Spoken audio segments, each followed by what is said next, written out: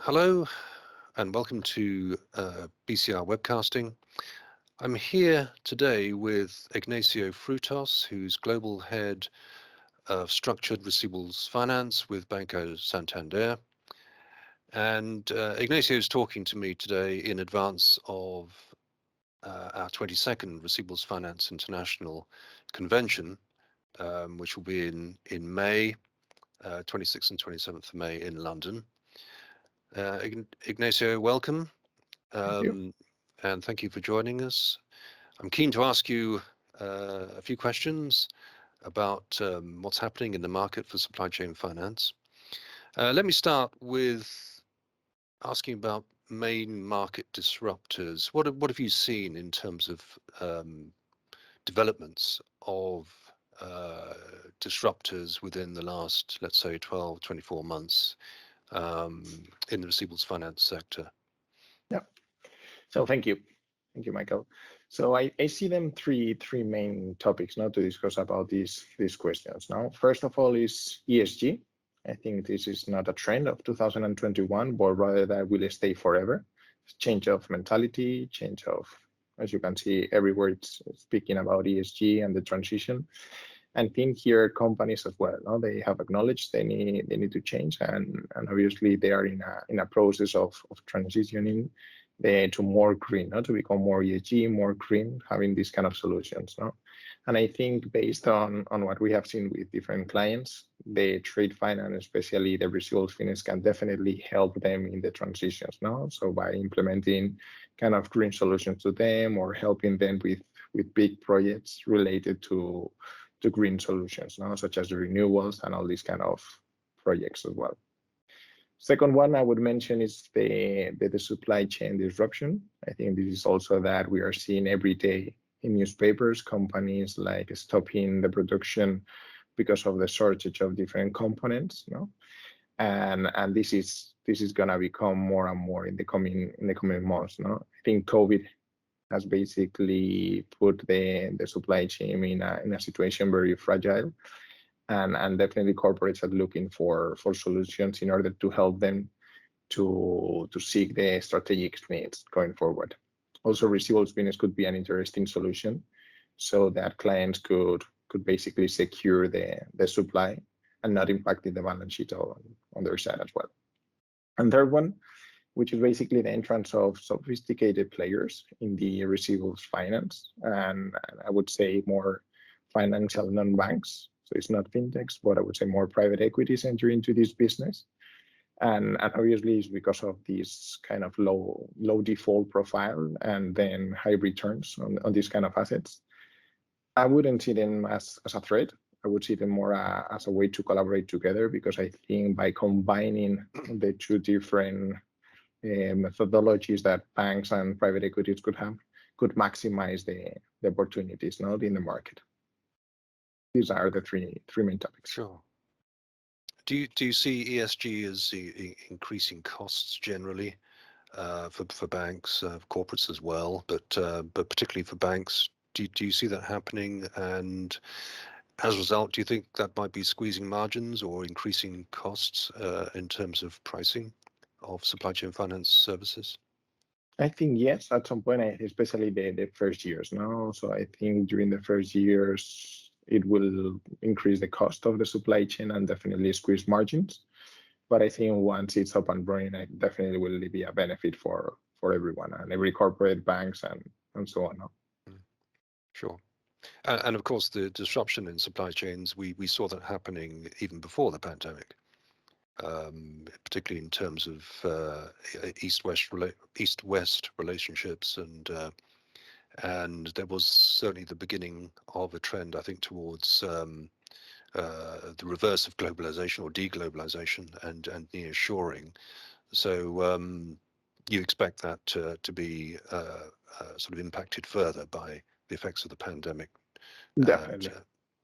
So we are seeing now, especially in some components such as semiconductors and all these kind of components required by different kind of businesses. And this is obviously because of the offer and demand unbalance, no, that we are facing now pretty much nowadays. Okay, let's look towards the future a bit more.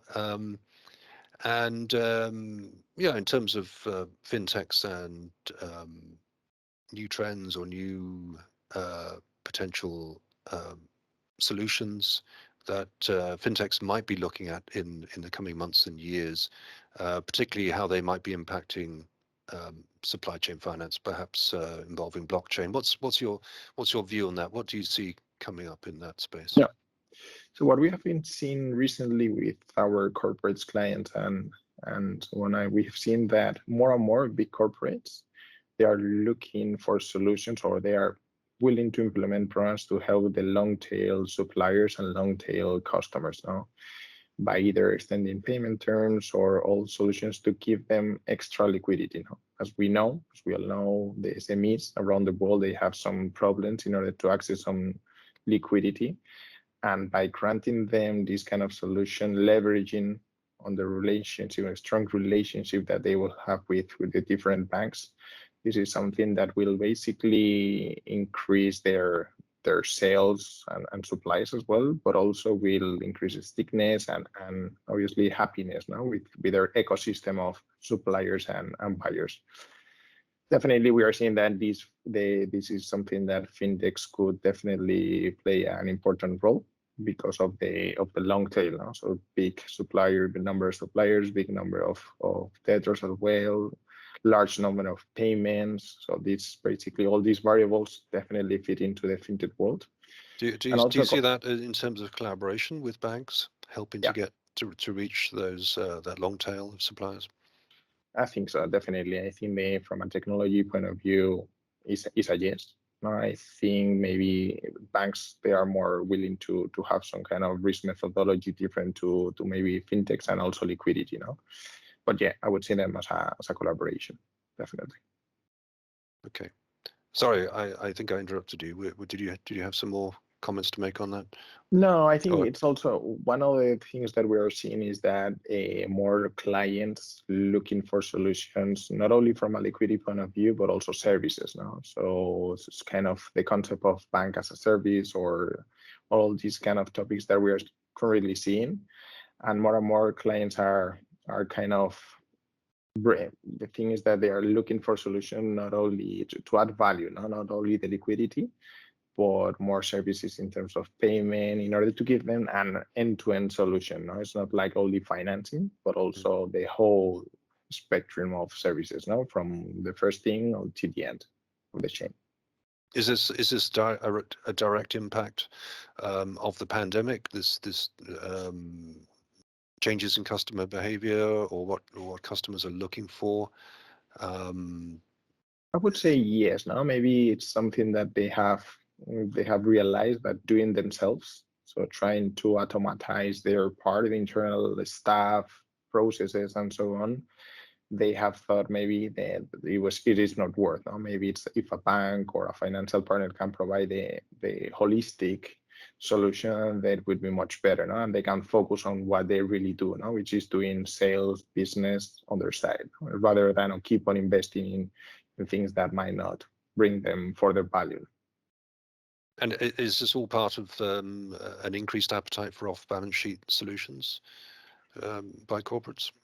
Yeah. So I think based on our experience during the pandemic and as of now, I think we didn't experience an increase of the off-balance sheet demand. I think pretty much because maybe our products are already off balance, so clients, I don't know, the scope of clients that we have, they are always looking for off-balance sheet solutions.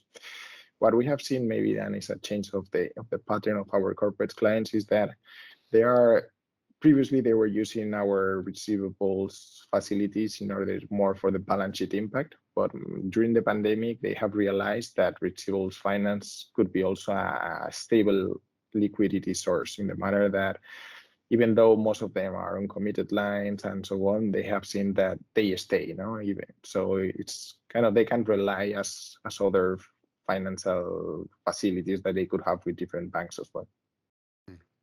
And also a tool to provide stability in their supply chain with their suppliers. Yeah, yeah, and it's linked to my answer, to the disruptions and how we can help corporates in the matter not to minimize a little bit the impact on the supply chain disruption. Sure. Just one final question or comment, really, Ignacio. In terms of the work and research that we've done in preparation for our World Supply Chain Finance report, it certainly seems, anecdotally at least, that the supply chain finance market is accelerating quite significantly from year to year, and 2021, it seems growth in volumes and in funds in youth was quite dramatic, somewhere in the 35, even 40% plus region. Is that what you've been seeing at Santander? That there is really quite significant increases in demand?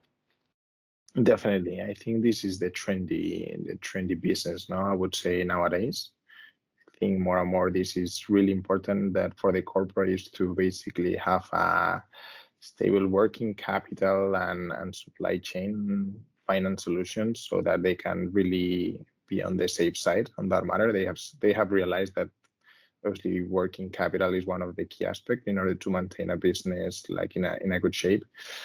And definitely we are seeing more and more now, either through more the payable side, but also the receivable side, with different solutions. So the traditional product, but also the ones that I mentioned, helping their long tail customers, long tail suppliers, both ends. And definitely we are seeing an increase of demand. Ignacio Frutos, thank you very much for your time, and Thank you, Michael. we look forward to seeing you at ARFIX in May, 26th and 27th of May in London, and the title of your session will be Changing the Game. So we look forward to that Looking very forward. much. Yeah. Looking Thank you forward. very much, Ignacio. Thank you very much. Thank you.